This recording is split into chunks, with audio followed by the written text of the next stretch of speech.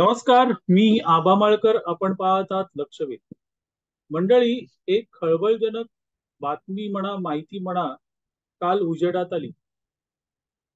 भाजप आमदार नितेश राणे यांनी काल नेहमीप्रमाणे पत्रकार परिषद घेतली आणि त्या पत्रकार परिषदेमध्ये शिवसेनेचे खासदार संजय राऊत यांच्यावर घणाघाती टीका केली त्यांनी.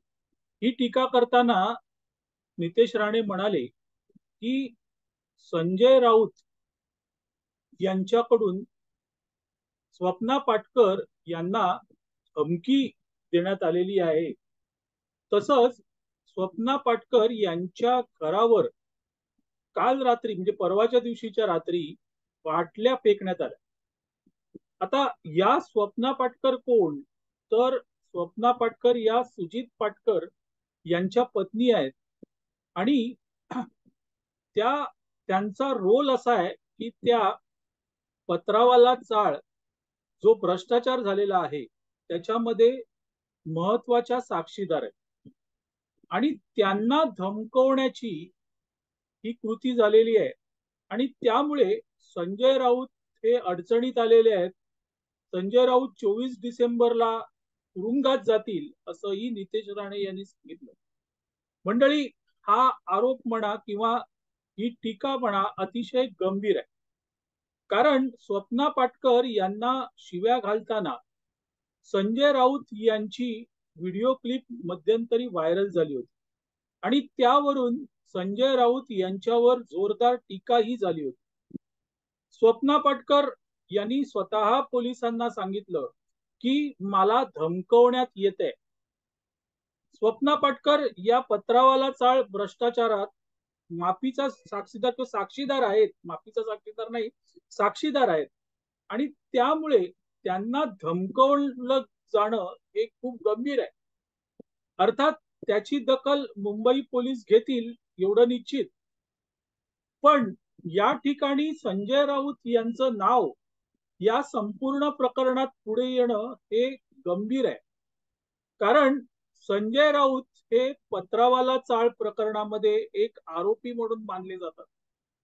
पत्रावाला चाळ भ्रष्टाचार सुमारे 1,500 कोटीचा भ्रष्टाचार आहे आणि सगळ्यात महत्वाचं म्हणजे गोरेगाव येथील पत्रावाला चाळ जी अनेक वर्ष तिचा विकासच होऊ शकलेला नाही. तिकडची मराठी कुटुंब ही देशोधडीला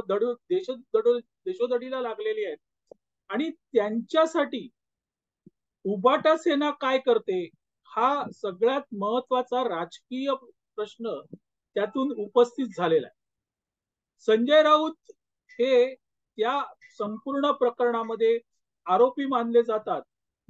पत्रावाला चाळ विकसित करण्यासाठी जो कॉन्ट्रॅक्टर आहे तर त्या कॉन्ट्रॅक्टरला संजय राऊत यांनी मदत केली किंवा संजय राऊत हे त्याच्यामध्ये भागीदार आहेत असं म्हटलं जात आहे.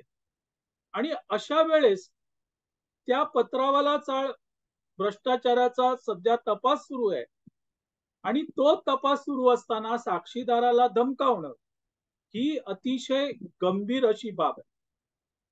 नितेश राणे स्वतः म्हणाले की मी आता तिथे जाणार आहे आणि स्वप्ना पाटकर यांच्या कुटुंबियांची भेट घेणार आहे आणि जो कोणी स्वप्ना पाटकर यांना धमकावत असेल त्यांना आम्ही सोडणार नाही. याचा अर्थ स्पष्ट आहे की आता याच्यावरून राजकारण वाढणार आहे. पण त्याही पेक्षा जर या प्रकरणात खरंच संजय राऊत इन्व्हॉल्व असतील, सहभागी असतील, तर हे प्रकरण संजय राऊत यांच्यावर शेकणार एवढं निश्चित आहे. नितेश राणे प्रेस कॉन्फरन्स घेतात आणि आरोप करतात. तसा हा देखील त्यांनी आरोप केलेला आहे. सगळ्यात महत्वाचं म्हणजे नितेश राणे जेव्हा आरोप करतात तर ते आरोप खरे की खोटे हे कसं मानायचं? कारण आतापर्यंत नितेश राणे यांनी जेव्हा जेव्हा आरोप केले ते आरोप सगळे गंभीर होते.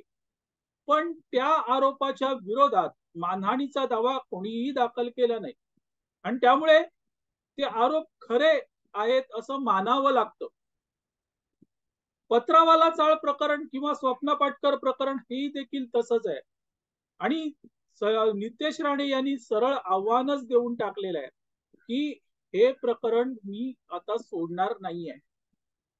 दुसरा महत्वाचा मुद्दा मित्रांनो या संपूर्ण याच्यात असा आहे की आपल्याला माहिती आहे संजय राऊत हे सातत्याने शिंदे यांची शिवसेना असेल भाजप असेल यांच्यावर टीका करत असतात. रोज सकाळी पत्रकार परिषद घेऊन टीका करतात.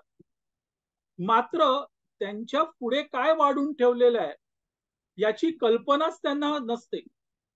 आता जर अशा प्रकारे एका साक्षीदाराला त्याच्या घरावर सोडा वॉटरच्या बाटल्या फेकून त्याला धमकावण्यात येत असेल तर याची दखल कोर्टालाही घ्यावी लागणार आहे.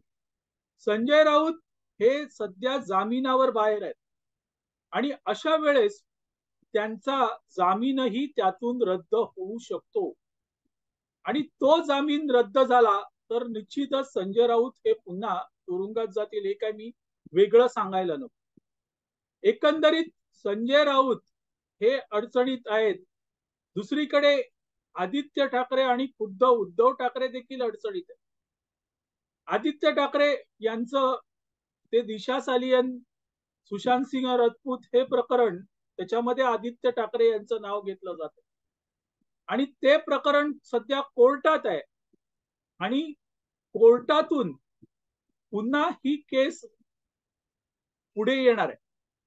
अशा वेळेस आदित्य ठाकरे यांच्या अडचणीत वाढ होणार हे काही मी वेगळंच सांगायला नको. तसंच रशीद खान पठाण यांनी ही केस दाखल केलेली होती आणि त्यांच्या वकिलांना एक फोन आला. हे तुम्ही जाणता की फोन आला आणि त्या फोन करणाऱ्याने सांगितलं की 50 कोके देतो पण हे प्रकरण पुढे नेऊ नका. आता त्याची तक्रार पुन्हा करण्यात आलेली आहे आणि त्यामुळे खुद्द उद्धव ठाकरे देखील अडचणीत आलेले. अडचणींची ही मालिका उबाटा सेनेला काही सोडत नाहीये. पण मित्रांनो आश्चर्य एकाच गोष्टीचं वाटतंय की अशा प्रकारे अडचणीत असतानाही संजय राऊत हे उबाटा सेनेच्या अडचणीत किंवा उद्धव ठाकरे आदित्य ठाकरे यांच्या अडचणीत वाढ करतायत का?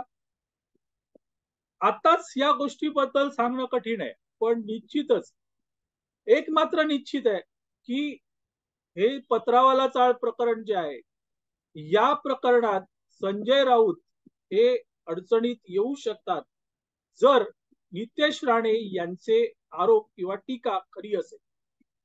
बघूया मित्रांनो आगामी काळात काय होतं. तुर्तास इथे थांबतो. आपल्याला हा व्हिडिओ आवडला तर लाईक करा, शेअर करा आणि लक्षवेधला सबस्क्राईब करा. धन्यवाद.